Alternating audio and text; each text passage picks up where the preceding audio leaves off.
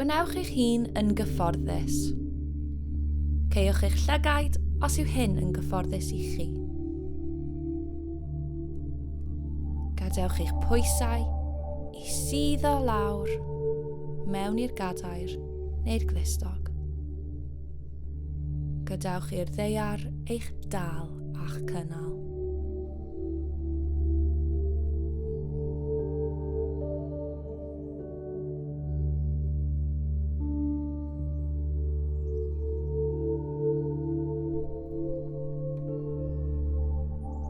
Nawr sylwch ar eich ynadlu a dilyn yr anadl i mewn ac allan fel tonau y môr.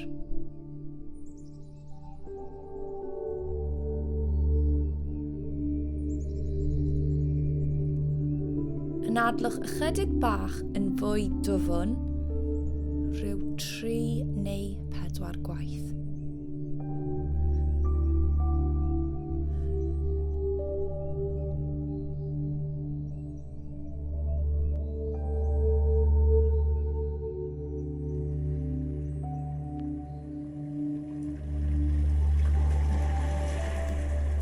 Cadwch ymwybyddiaeth ysgafn o'r anadl trwy'r myfyrdod, fel sŵn y môr yn y cefndir.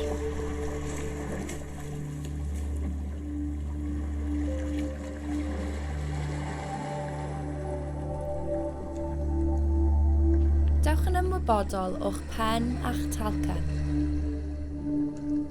Gadewch eich ymwybyddiaeth i frysio eich wyneb yn araf ac ysgafn. Sylwch ar unrhyw densiwn o amgylch y llygaid. Does dim angen ei defnyddio nhw nawr. Gadewch nhw i orffwys.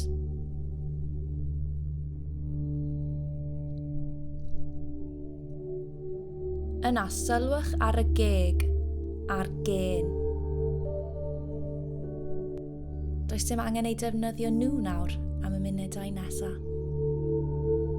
Gallwch ganiatáu i'r wyneb i feddalu, i ollwng unrhyw densiwn.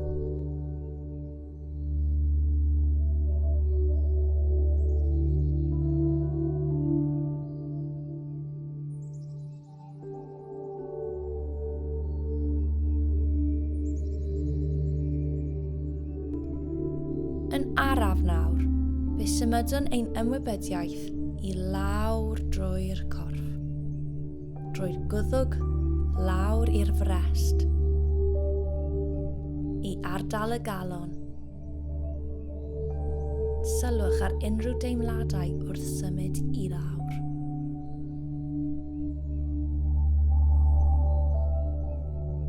Peidiwch trio newid y teimladau, dim ond ei derbyn, heb feirniadu. Pan fydd meddyliau yn codi, sylwch arnynt, gadewch i nhw fod, a gadewch i nhw fynd.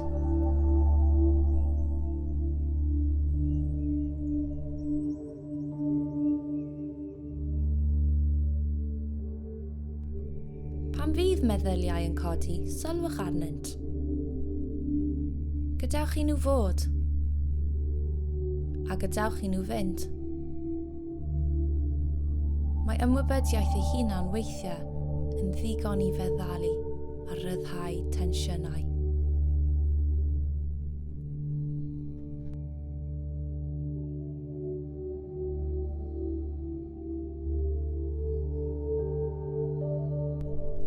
Dewch yn ymwybodol o ardal y bola.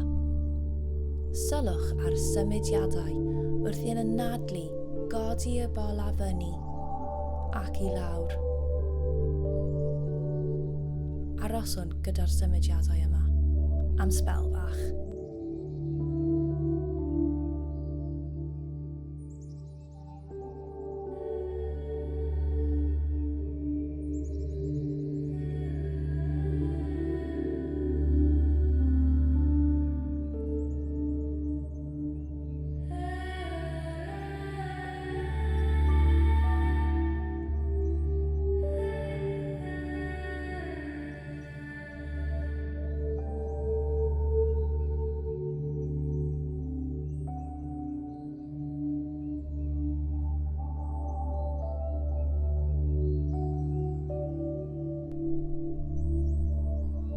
symudwn ein sylw i'r breichiau, a symud yn ara lawr y ddwy fraich i'r dwylo.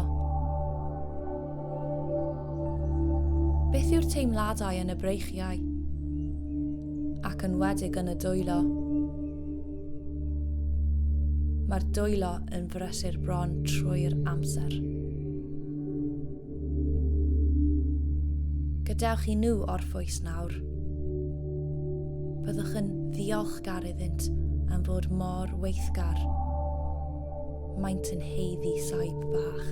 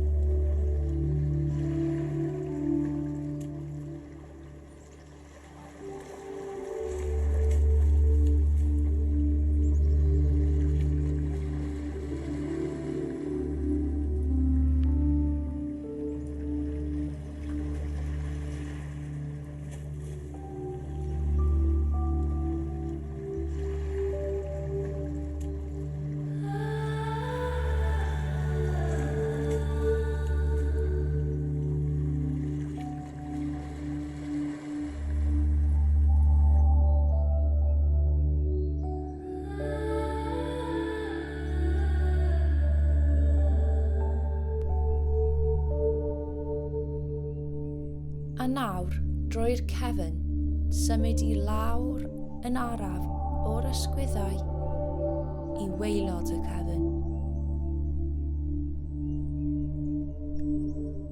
A wedyn yn eich amser eich hunan lawr drwy'r penôl i'r coesau.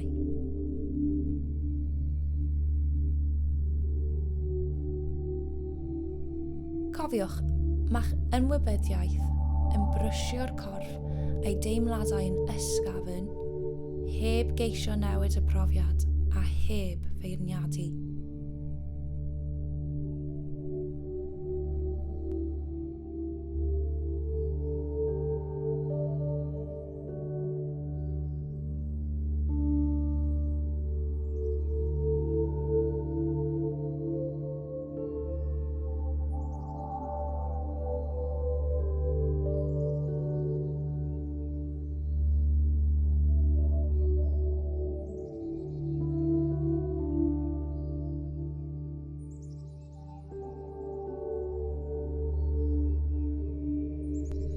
Wrth gyrraedd y traed, diolchwn iddyn nhw, fel y dwylo, a weithio mor galed a chaniatáu iddyn nhw orffwys am yr eiliad nesaf yma.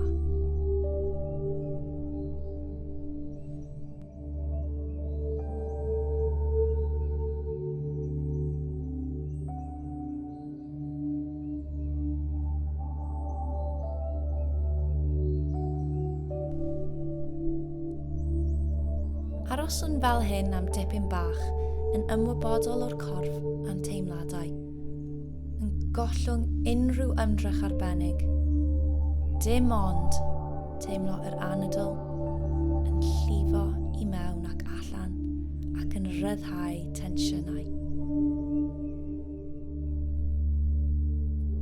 Mwynhewch y tawelwch a'r heddwch am ychydig yn fwy.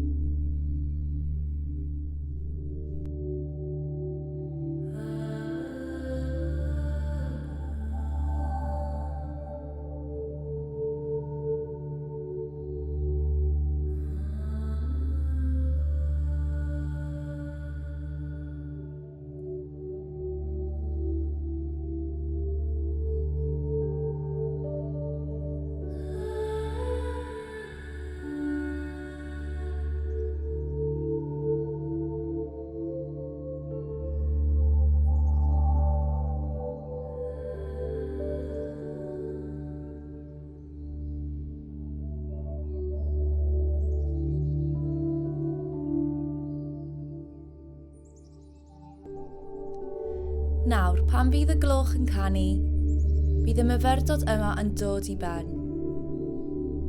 Diolch yn fawr fy ffrind am ymuno gyda fi heddiw i ymlacio'r corff a chreu heddwch mewnol. Plis byddwch yn garedig eich hunan a gobeithio y dewch chi nôl yn fuan i ymweld. Hwyl am y tro.